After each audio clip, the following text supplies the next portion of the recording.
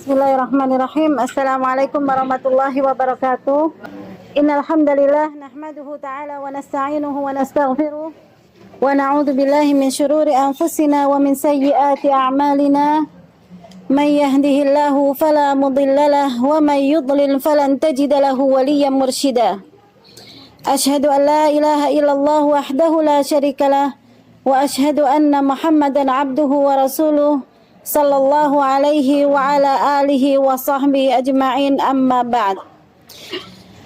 Alhamdulillah, puji syukur kita panjatkan kepada Allah Subhanahu wa taala yang pada pagi hari ini, di hari yang mulia, di bulan yang mulia, kita dipertemukan oleh Allah Subhanahu wa taala insyaallah dalam iman dan ihsan dan keistiqomahan yang kuat. Apa kabar Ibu? Alhamdulillah, sehat semua ya Bu ya? Alhamdulillah. Gimana hari Ramadannya, hari-harinya berlalu? Alhamdulillah menyenangkan ya, insya Allah ya. Karena temanya atau karena apa ya? Kok kayaknya saya yang dapat ujian ya hari ini? Kan tadi kata Kak Lutfia kan katanya serem gitu kan. Akhirnya kayaknya dibikin kayak serem sungguhan gitu. Kayak gelap. Baik, alhamdulillah apapun keadaannya, yang penting saya minta bantuannya dari ibu-ibu semuanya seperti ini, berjalan tertib, fokus, dan yang pastinya HP-nya sudah nggak ada yang nyala supaya suara yang minim ini bisa tersampaikan. Ibu-ibu yang dirahmati Allah, yang Masya Allah Tabarakallah, yang saat ini sedang mencari ampunan. Siapa yang lagi cari ampunan? Yang saat ini sedang mengejar rahmat Allah. Siapa yang mengejar rahmat Allah? Dan saat ini siapa yang sedang berharap untuk dibebaskan dari api neraka?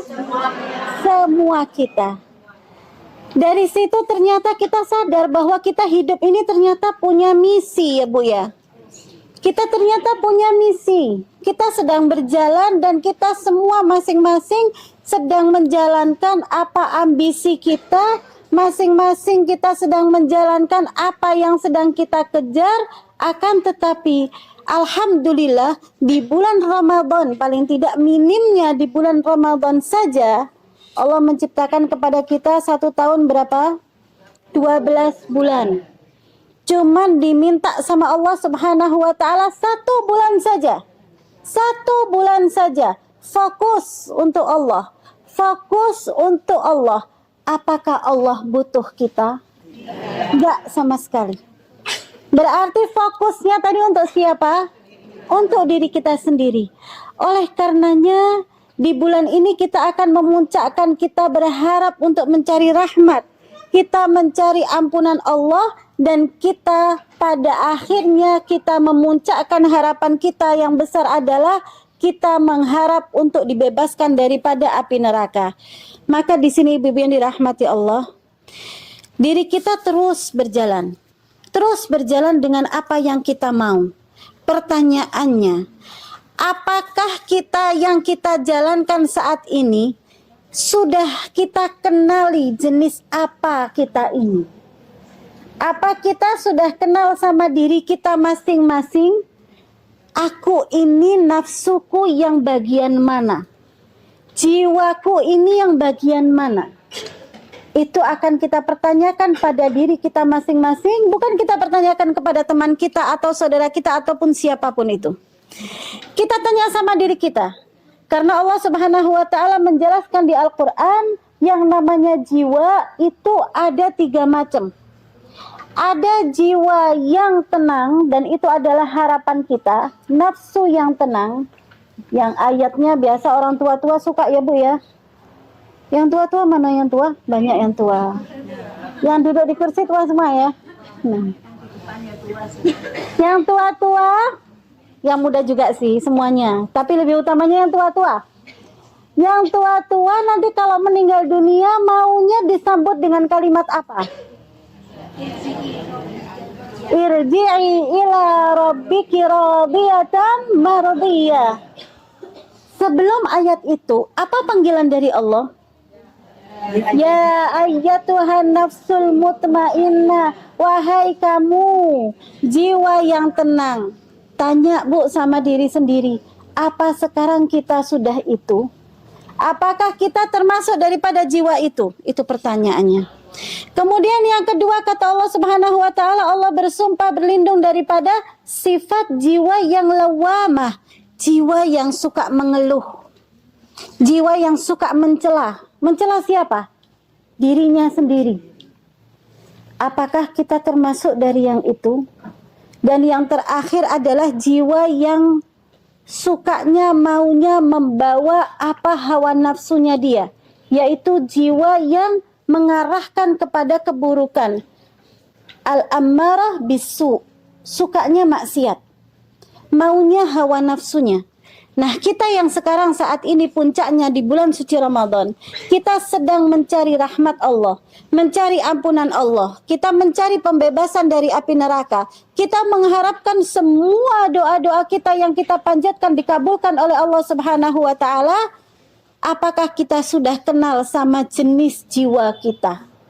Dikarenakan ibu-ibu yang dirahmati Allah, Allah Subhanahu wa taala mengabarkan kepada kita, afa hasibtum annama khalaqnakum abatha wa annakum ilaina la turja'un. Apakah kalian kira bahwa kalian itu diciptakan itu abatha, diciptakan itu hanya sebagai sesuatu yang gak sengaja, diciptakan hanya sesuatu sendagurau saja, diciptakannya manusia itu hanya untuk main-main perhiasan saja. Wa ilaina turja'un, padahal sesungguhnya wa annakum ilaina la turja'un, dan kalian mengira tidak akan dikembalikan kepada Allah Subhanahu wa taala. Dari ayat ini mulai pikiran kita terbuka. Ternyata apapun yang kita mau di dunia, siapapun kita, yang hari-hari kita lakukan, pada akhirnya kita akan dihadirkan kepada Allah. Pada akhirnya kita akan dikembalikan kepada Allah. Mulai Bu muncul pertanyaan. Terus waktu hadir di hadapan Allah, diriku siapa? Waktu hadir di hadapan Allah, diriku ini kayak apa? Dikenalnya sebagai apa? Mulai muncul pertanyaan pertama. Dan kemudian Allah Subhanahu wa taala mengabarkan kepada kita tentang tujuan kita diciptakan, wa ma khalaqtul jinna wal insa illa liya'budun. Karena sesungguhnya Allah Subhanahu wa taala tidaklah menciptakan kita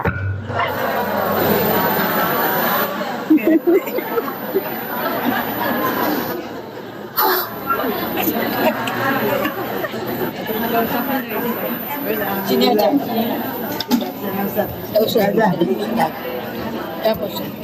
Kita lanjutkan. Dan kemudian Allah Subhanahu wa taala mengabarkan kepada kita, wa ma khalaqtul jinna wal insa illa liya'budun. Dan tidaklah aku ciptakan jin dan manusia kecuali untuk beribadah. Dari ayat ini kita bertanya lagi, apakah hidup kita ini memang kita pakai untuk ibadah? Kita akan menjawabnya mungkin dengan kejujuran hati, iya, di saatnya aku sedang ibadah. Iya, di saatnya aku sedang sholat. Dan iya, di saat aku sedang membaca Al-Quran, di saat aku sedang zikir. Selebihnya hidupnya ngapain? Selebihnya aku akan menjalankan kehidupanku sebagaimana yang aku mau. Kemudian Allah Subhanahu wa taala mengabarkan dan kemudian Nabi kita sallallahu alaihi wasallam mengabarkan kepada kita, al-mar'u ma'a man ahab.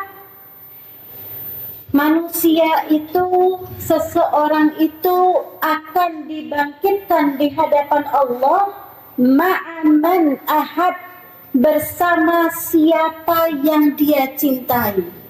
Muncul lagi pertanyaan berikutnya.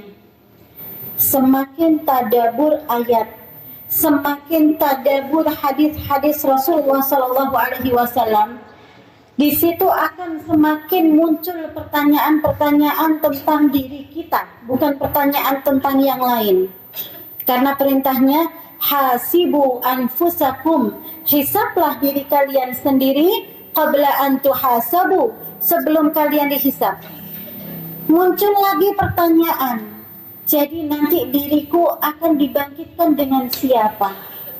Sudah punya sosok kecintaannya atau belum? Siapa Bu yang dicintai Bu? Rasulullah Sallallahu Alaihi Wasallam. Sudahkah terbukti cinta dengan Rasul? Bagaimana membuktikannya? Yang namanya cinta, ya. Jadi yang namanya cinta itu adalah amal. Cinta itu adalah pekerjaan. Cinta itu perbuatan. Jadi kalau ibu-ibu mau kenal sama yang namanya cinta, silahkan ibu ukur sama dirinya ibu sendiri. Punya pasangan, dan kemudian suaminya bilang, I love you. Tapi setiap ketemu sama ibu, ibu dimarahin terus. Ibu kepingin apa, nggak pernah dikasih. Ibu kepingin dapat pujian, gak pernah dipuji, gak ada nilai plus. Tapi suaminya bilang I love you. Percaya? Amalnya gak terwujud. Perbuatannya tidak menunjukkan bahwa dia cinta sama kita. Oleh karenanya, cinta itu bukan perbuatan lisan, tapi cinta itu adalah amalan apa yang harus kita perbuatkan untuk sosok yang kita cintai. Maka ibu-ibu yang dirahmati Allah, dari sini kita harusnya merenung dan merenung. Karena renungan itu mulailah kita menyala dan kita sadar, kita memunculkan pertanyaan-pertanyaan kepada diri kita sendiri. Nanti ketika aku dibangkitkan, aku akan dibangkitkan bersama siapa? Ketika kita membaca sirah-sirah Nabi Sallallahu Alaihi Wasallam, kemudian kita membaca sirah sahabiyah, bagaimana mereka berjuang membela agama Rasul Sallallahu Alaihi Wasallam. Kemudian kita merenungkan diri kita sendiri, kita pertanyakan pada diri sendiri, kok ternyata diriku jauh dari mereka? Apakah cintaku ini sudah layak untuk bangkit bersama nanti bersama Rasulullah? Kemudian kita membaca lagi, mungkin nanti aku mau cinta sama orang tua saja yang sehingga nanti aku akan sama orang tua. Atau anaknya yang nanti akan cinta sama kita sehingga aku akan bangkit bersama anakku dan lain sebagainya.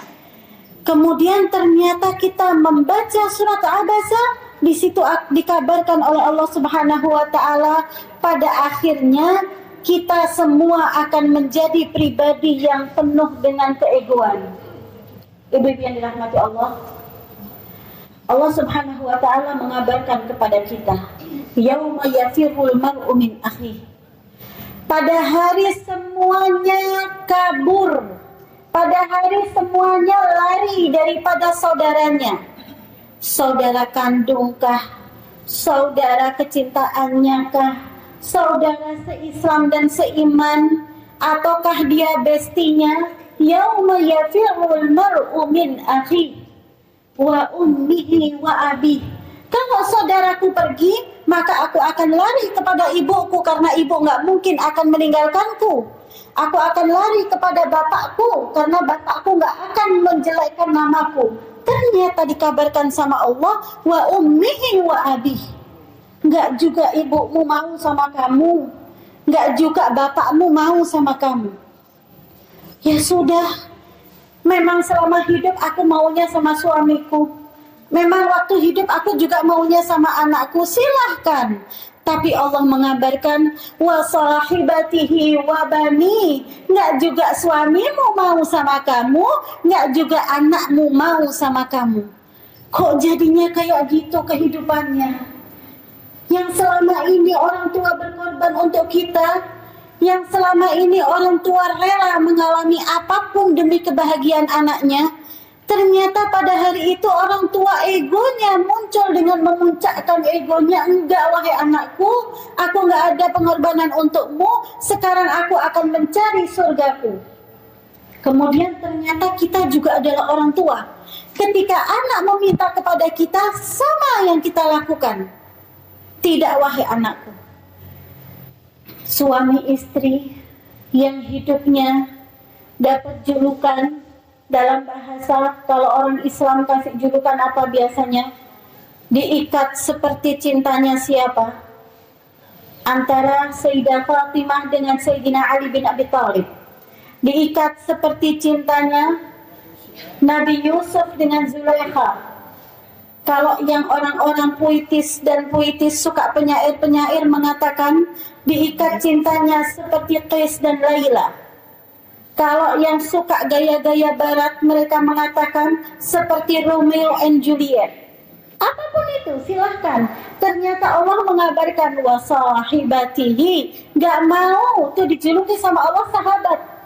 Suami, pasangan itu hakikatnya sahabat hidup di dunia.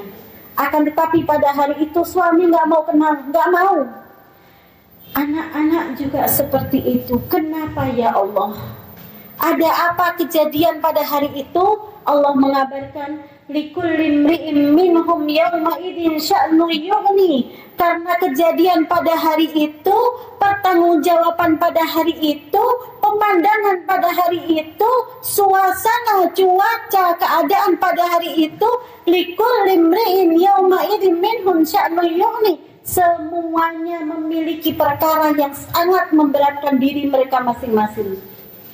Ibu-ibu yang dirahmati Allah, kita orang Indonesia, khususnya lagi Malang. Ibu nanti meninggalnya di mana, Bu? Sepakat ya semua, nggak tahu ya. Wala tadri bi ayyi ardin tamut, kata Allah Ta'ala. Memang kamu nggak akan tahu kamu akan mati di mana. Kalau ditanya, kalau dicita-citakan, boleh nggak cita-cita meninggal di mana? Boleh. Bahkan berdoa minta di malam Jumat atau hari Jumat, karena ada riwayatnya di situ akan terbebas daripada adab atau siksa kubur. Boleh meminta. Ya sudah, kita katakan meninggalnya memang di sinilah di Malang. Di kuburnya di Kasin, di samping orang-orang soleh. Wasiat ya Bu ya, jangan sampai gak wasiat. Wasiat terucap atau wasiat yang tertulis. Jadi bebas dua-duanya.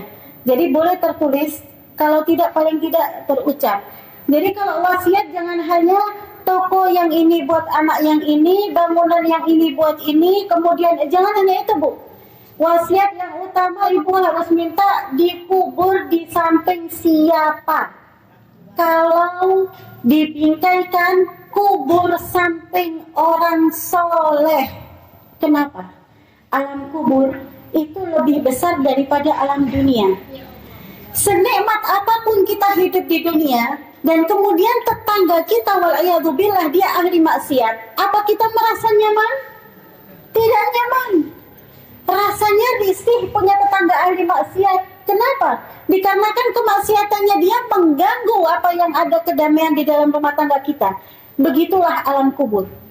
Oleh karenanya keberisikan kuburan yang di samping yang diadab oleh Allah Subhanahu wa Ta'ala akan mengganggu kenyamanan tidur di dalam alam kubur bagi orang-orang yang beriman.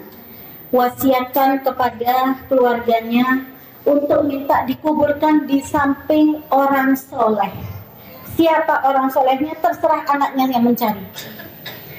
Maka ibu-ibu yang dirahmati Allah, kemudian di situ kita mulai bertanya. Sehingga kalau di hari kiamat nanti aku orang Malang, terus tapi sekarang kepingin bangkitnya akan bertemu dengan para sahabiyah, kepingin bangkitnya di hari kiamat, kepingin bertemu sama Ummahatul Mukminin, kepingin bertemu dengan Sayyidah Aisyah, kepingin kenalan sama Sayyidah Fatimah, begitu juga dengan Ummahatul Mukminin yang lainnya. Dan kemudian kita juga lebih utamanya kepingin bersama Rasulullah.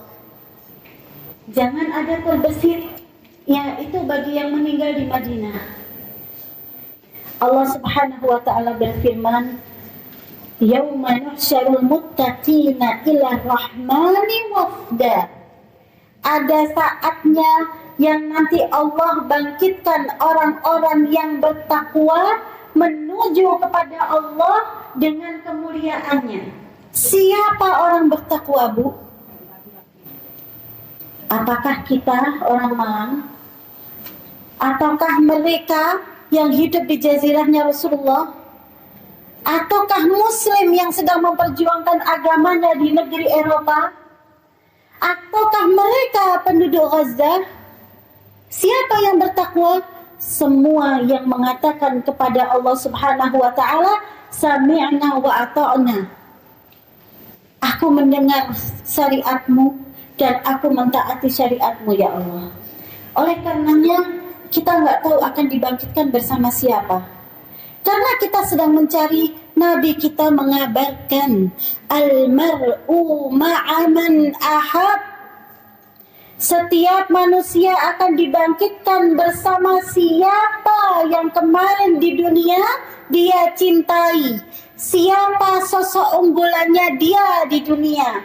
Jangan sampai kita mengatakan, lisan kita mengatakan aku cinta Rasul, akan tetapi keseharian kita ternyata kesibukan pikiran dan semuanya adalah dunia, dunia, dunia. Bagaimana caranya anakku biar sukses? Ibu, anaknya mau jadi apa? Aku mau anakku jadi profesor doktor. Bagus. Islam harus selalu di atas. Aku mau anakku jadi pedagang sukses. Bagus. Aku mau anakku memiliki titel yang banyak. Bagus. Sekarang kita tanya, cinta Rasul nggak, Bu? Cinta. Mau bangkit sama Rasul nggak, Bu? Mau. Kenal apa enggak namanya Nabi Muhammad? Selebihnya, Bu, cukup Ustazah aja yang dilanjutkan. La ilaha illallah. Itu kan yang cinta Rasul. Apakah ibu sudah menanamkan ke anak-anak ibu bagaimana apa yang Rasul mau tentang karakter anak muda? Apakah kita sudah menanamkan kepada anak-anak ibu wasiat atau mukjizat Nabi yang paling utamanya yaitu Al-Quran? Satu sisi mengatakan mau bangkit sama Rasul. Itulah saatnya kita saat ini bermuhasabah diri kita masing-masing. Maka ibu yang dirahmati Allah, Rasulullah SAW bersabda, La tazulu qadama abdi yawmal qiyamah hatta yus'alu an arba'. Tidaklah akan bergeser telapak kaki seorang hamba di hari kiamat sampai dia dipertanyakan tentang 4 perkara. Siapa hamba itu? Semuanya. Tidak akan bergeser daripada hisab pertanyaan sampai dia dipertanyakan tentang 4 perkara. Yang pertama, Allah Subhanahu wa ta'ala akan menanyakan wa an umrihi fima afnah, tentang usianya untuk apa dia habiskan. Kira-kira kita dihisab mulai kapan? Mulai kita balik. Rata-rata mayoritas balik kita ambillah usia 13. Dari usia 13 tahun sampai sekarang usia sekian, fima afnah, apa yang sudah kamu lakukan? Banyak ya Allah. Aku sekolah sampai dapat titel yang paling tinggi daripada titel tersebut. Bu, ini akhirat, Bu. Bukan ditanya untuk mau masuk pekerjaan. Kalau ibu di dunia mau masuk pekerjaan diminta CV, nah itulah pertanyaannya. Silahkan dijawab dengan titel, dengan kemampuan sehebat-hebatnya. Akan tetapi ini pertanyaan dengan pertanyaan yang ainul yakin, haqqul yakin. Mata kita langsung akan melihat yang mana kebenaran. Keimanan kita akan mengetahui apa yang dimaksudkan kebenaran. Ternyata kebenaran adalah memasuki ridha dan surganya Allah Ta'ala. Sudah apa yang kamu lakukan dari usiamu? Kemudian belum terjawab, Allah Subhanahu wa ta'ala menanyakan selanjutnya, wa an syababihi fima ablah, dan untuk masa mudamu kemana kamu habiskan. Masa mudamu dari usia berapa? Katakan dari mulai masa-masa muda, kalau orang Indonesia atau semua mengatakan sweet 17, ya, 17 tahun. Tuanya kapan? Usia berapa tua? Katakan 60 ya. 17 sampai 60. Berapa tahun itu? Fima ablah. Untuk apa kamu habiskan? Sudah kenalkah syariat Allah di masa itu? Apakah sudah mengenal bagaimana salat sebagaimana yang dikabarkan oleh Rasulullah? Wahai umatku, sallu kama ra'aitumuni usalli. Wahai umatku, salatlah kalian sebagaimana kamu melihatku salat. Sudah? Bagaimana kita nggak pernah lihat salatnya Rasul? Kita nggak sezaman sama Rasul. Salatnya Rasul tersurat dan tersirat pada warisnya Rasul. Siapa pewarisnya Rasul? Al-ulama warathatul anbiya. Ada pada ilmu bagaimana sunnah, bagaimana sholatnya Rasul. Ternyata nggak terbesit. Di masa muda nggak pernah ada pikiran kepingin nanya bagaimana sih sholat yang benar. Allah Subhanahu wa ta'ala berfirman, warattilil Qur'ana tartila. Bacalah Al-Quran dengan tartil. Nggak tahu. Rasulullah memberikan kabar kepada kita, Iqra'ul Qur'an. Bacalah Al-Quran. Kenapa ya Rasulullah? Fa'innahu ya'ti yawmal qiyamah syafi'an li ashabi.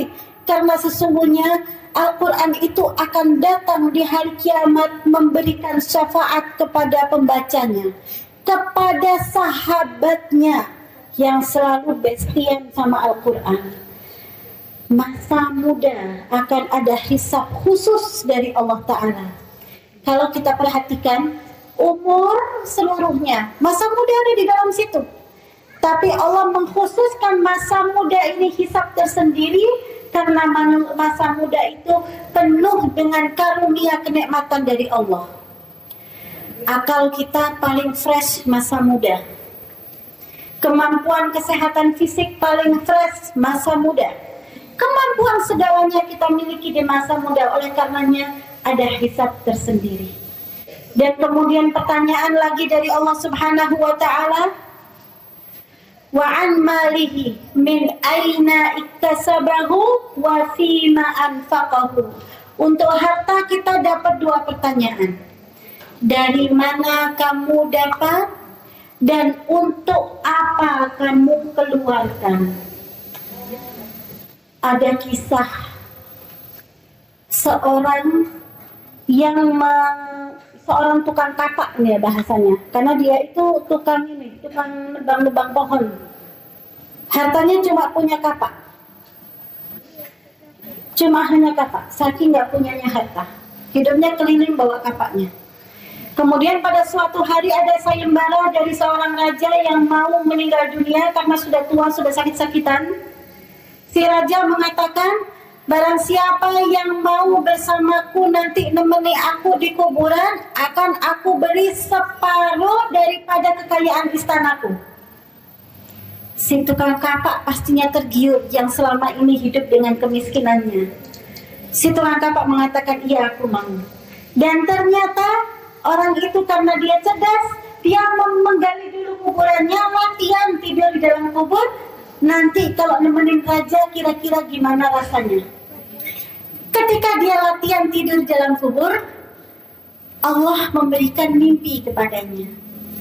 Seolah-olah dia sedang dibangkitkan di hadapan Allah, dihisap tentang hartanya.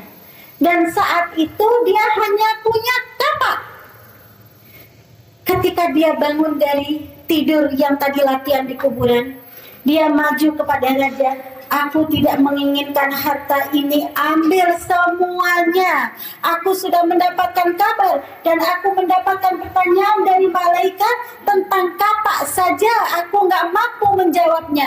Dari mana kamu dapat dan kamu gunakan untuk apa?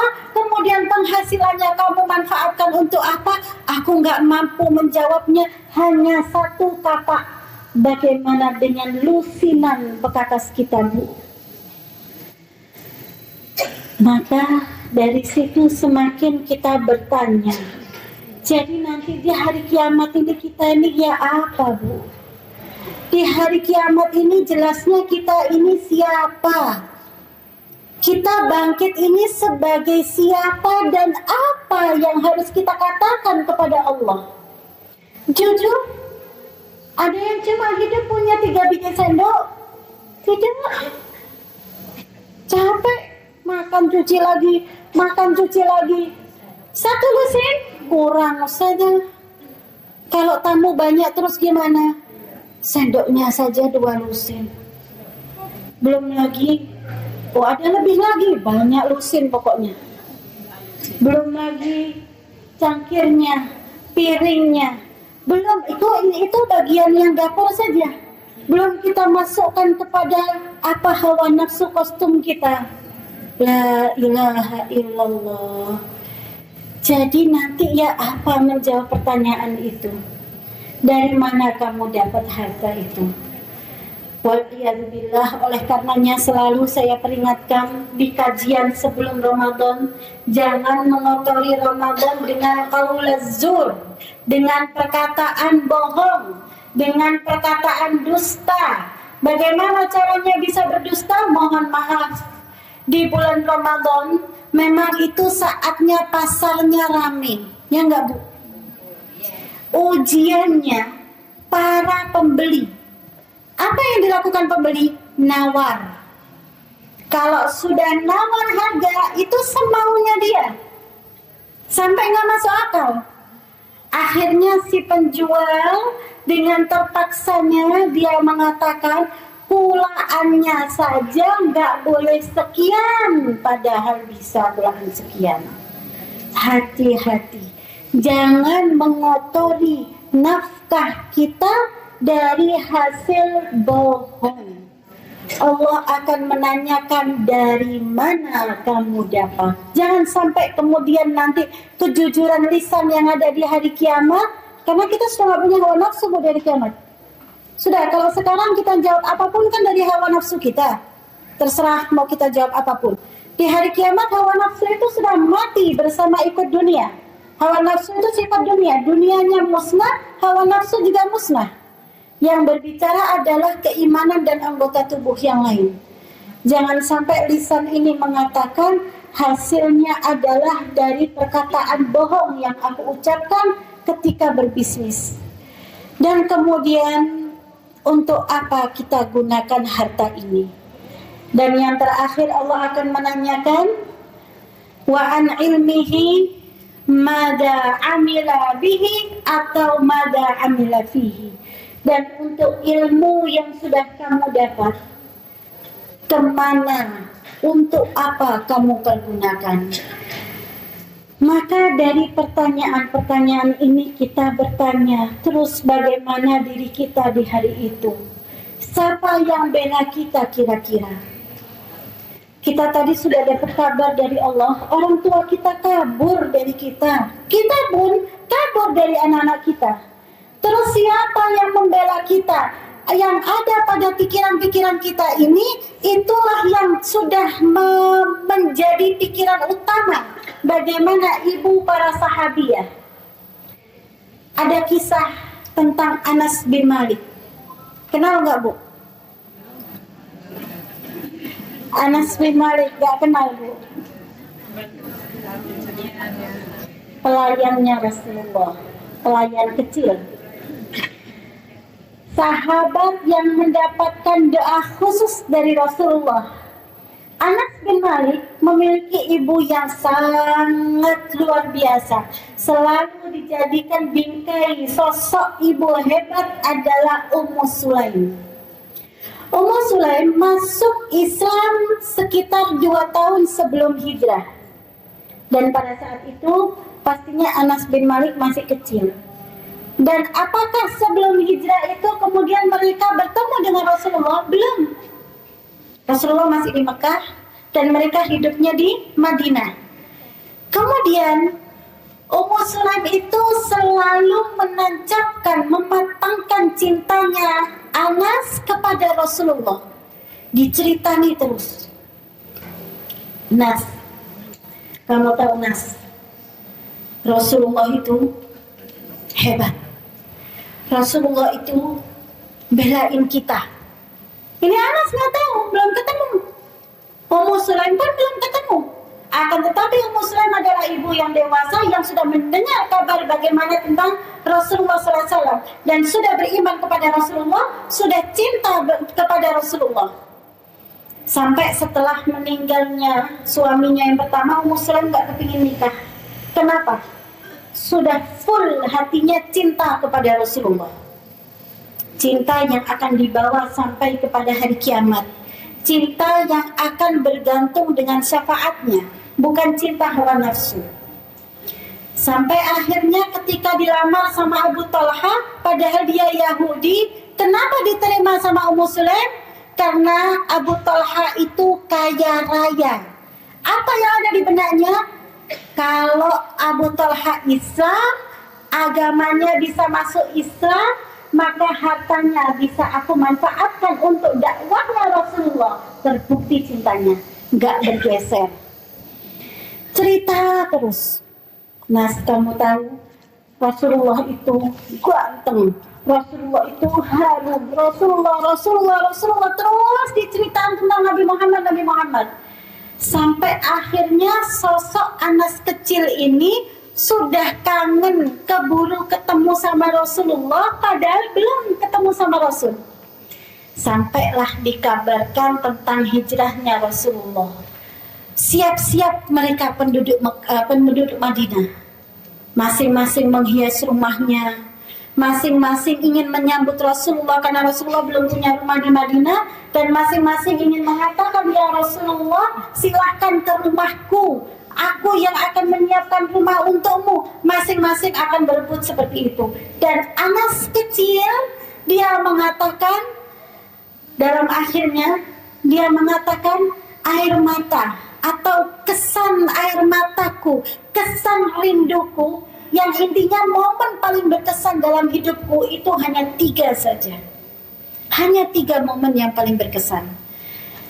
Apa yang pertama? Ketika pertama kali aku bertemu dengan Rasulullah SAW. Anas nggak pernah ketemu sama Rasul, tapi ibunya setiap hari jejeli tentang gimana rasanya cinta dengan Rasul. Yang akhirnya dikabarkan Rasulullah akan datang ke Madinah. Anas kecil ikut senang-senang. Bagaimana rasanya mau menyambut Rasul? Kemudian begitu semakin dekat jaraknya, kemudian di situ perempuan sama perempuan berkumpul, laki sama laki berkumpul, dan Anas termasuk dari barisan anak-anak yang menyambut Rasulullah di depan sendiri, dan kemudian para wanita bersenandung di situ, diikuti juga laki-laki bersenandung. Tala'al badru alaina min thaniyatil wada, sampai pada akhir. Senang, cinta sudah muncul. Begitu ketemu Rasulullah SAW dan ditanya, wahai Anas, apa yang kamu rasakan ketika kamu bertemu Rasul? 1 kata jawaban Anas, aku tidak akan berpisah dengannya selamanya. Cinta, Bu, sungguhan. Anas mengatakan pada saat matanya pertama memandang Rasul, dan Anas pada saat itu Anas kecil, bukan orang dewasa yang kenal akhirat. Aku tidak akan pernah berpisah dengannya selamanya, kata Anas. Anas nggak mau memejamkan mata. Anas nggak mau berkedip. Sampai ditegur, Anas kedip. Anas, enggak, Bu. Takut nanti kalau kedip Rasulullah hilang.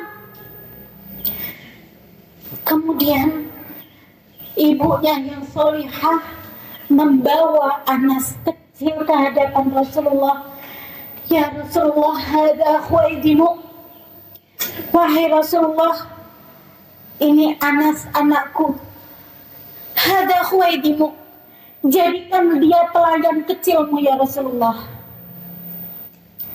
Anas hidup bersama Rasulullah 10 tahun. Dari mulai Rasulullah masuk Madinah sampai Rasulullah wafat, Anas selalu bersamanya. Betul-betul perkataannya tertunaikan. Aku gak akan pernah mau pisah dengannya. Dan kemudian kata Anas, momen kedua yang paling menyakitkan, paling berkesan dalam hidupku, sampai di situ air mataku tidak bisa dibendung, adalah ketika aku melihat Abu Bakar As-Siddiq, ketika aku melihat Sayyidah Aisyah berkata, mengumumkan Rasulullah telah berpulang ke rahmatullah.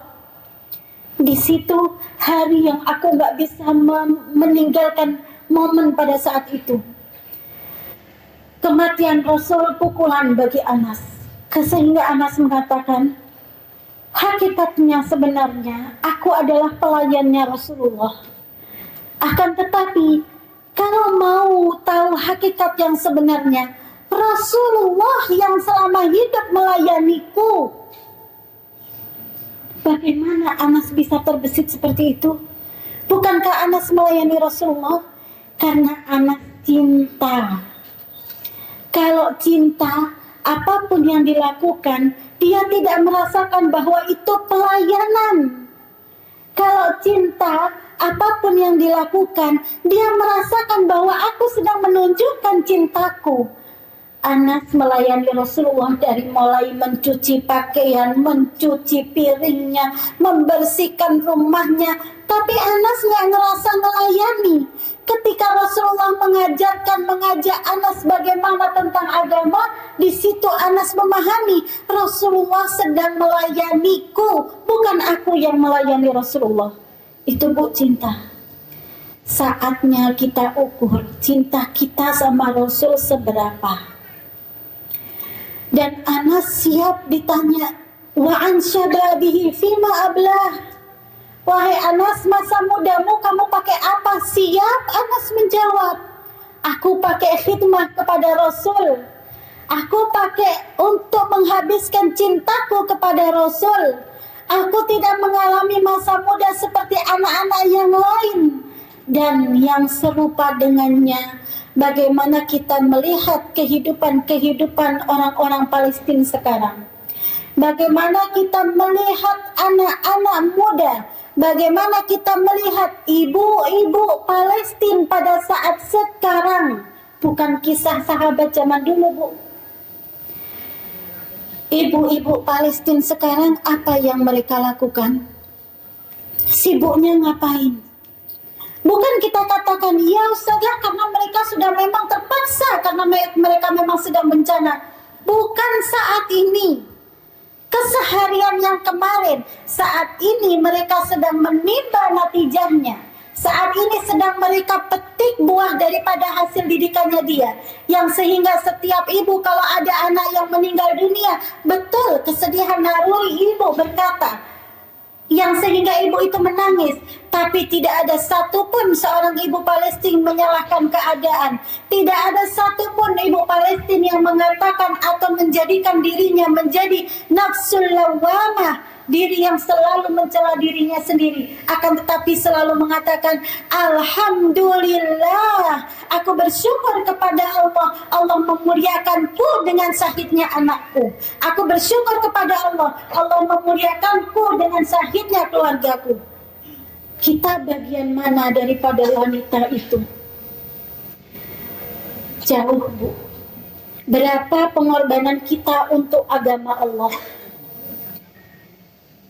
Seberapa porsi yang sudah kita kasihkan untuk agama Allah? Ada para pemuda yang sibuk kesehariannya dengan sibuk menghafal Al-Quran. Apakah sudah kita lewati masa itu? Berapa porsi yang kita korbankan untuk Al-Quran? Berapa letihnya akal pikiran, pandangan kita, suara kita yang pernah habis karena untuk membaca ayat-ayat Allah, karena untuk menghafalkan ayat-ayat Allah demi menjaga keutuhan ayat Allah. Apa sudah dilalui? Belum juga. Oleh karenanya, yang sehingga Anas bin Malik tadi mengatakan, aku tinggal menunggu satu momen. Aku sudah melewati dua momen berharga, yaitu ketika aku bertemu Rasul dan ketika aku berpisah mengetahui Rasulullah wafat. Aku tinggal menunggu satu momen yang paling berharga bagiku, yaitu di hari kiamat, ketika nanti aku maju di hadapan Rasulullah SAW. Kemudian aku mengatakan, wahai Rasulullah, la tansa ana suwaidimu. Ya Rasulullah, jangan lupa aku Anas, aku pelayanmu. Kita bisa nggak ngomong depan Rasul? Kita ketemu Rasul mau nggak? Mau bilang apa? Kita siapa? Bilang apa depan Rasul? Aku umatmu yang bagaimana? Umat Rasul itu semua dapat syafaat.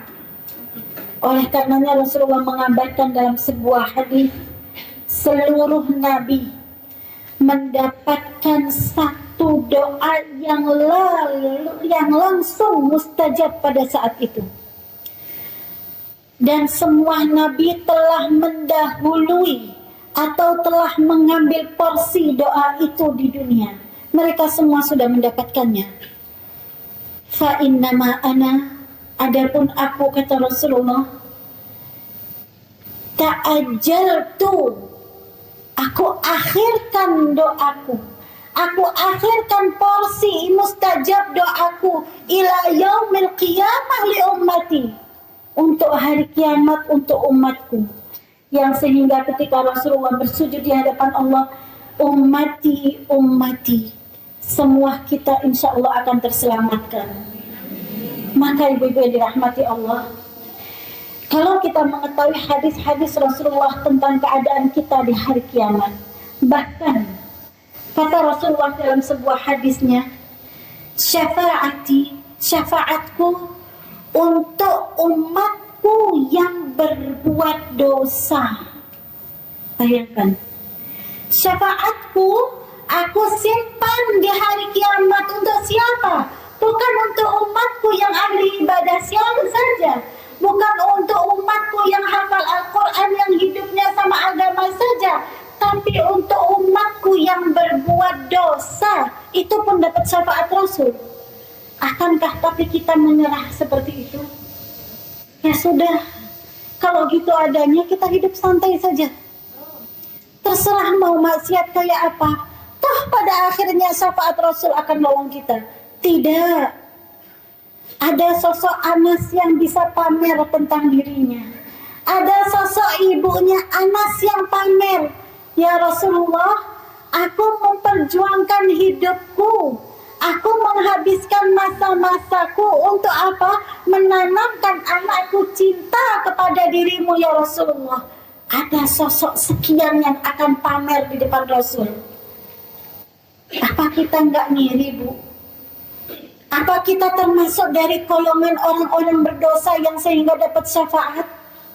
Kita kepingin dapat syafaat Rasul, tapi kita ingin membahagiakan Rasulullah. Oleh karenanya, kalau kita memahami tentang hadis-hadis ini, kalau kita memahami tentang ayat-ayat Allah, pada hari nanti bahwa setiap manusia itu akan dibangkitkan sesuai dengan bagaimana keadaan dia, maka pasti kita akan mematikan hawa nafsu kita. Kita pingin ego. Ibu-ibu kepingin misalnya membantah sama suaminya, gak mau. Kenapa gak mau membantah suaminya? Kenapa gak menjadi istri durhaka? Karena aku cinta sama suami. Dinaikkan dikit, Bu, levelnya. Jawabannya jangan berhenti di situ. Naikkan level jawabannya. Karena Rasulullah yang mengatakan, kalau seandainya manusia diperintahkan untuk bersujud, maka aku akan perintahkan setiap istri sujud kepada suami. Karena Rasulullah yang minta supaya aku berbakti sama suami. Iya. Apapun rasanya, hanya sekedar hawa nafsu, selera tidak bertentangan dengan syariat, ditelan demi mendapatkan cintanya Rasul di hari kiamat. Bukan terhenti pada cinta suami. Apa suami kita bisa ngasih syafaat kita? Wallahu a'lam. Itu semua masih dalam bentuk rahasia. Tapi apakah Rasulullah tidak menggandeng kita? Pasti. Kita kejar yang pasti. Kenapa ibu hidup bersabar? Rasulullah ngajari kita untuk akhlak. Rasulullah mengabarkan kepada kita, yang paling dekat duduknya denganku di hari kiamat adalah yang paling baik akhlaknya. Ternyata Rasulullah cuma minta untuk kita berakhlak. Tekan hawa nafsu, tekan egonya, tekan kemaksiatan, tekan akunya diri kita, tekan gengsinya diri kita. Demi apa? Demi supaya bisa berdiri di depan Rasul, mengatakan, ya Rasulullah, kenalkan sama aku. Aku adalah umatmu yang gak pernah ketemu sama engkau ya Rasulullah waktu di dunia.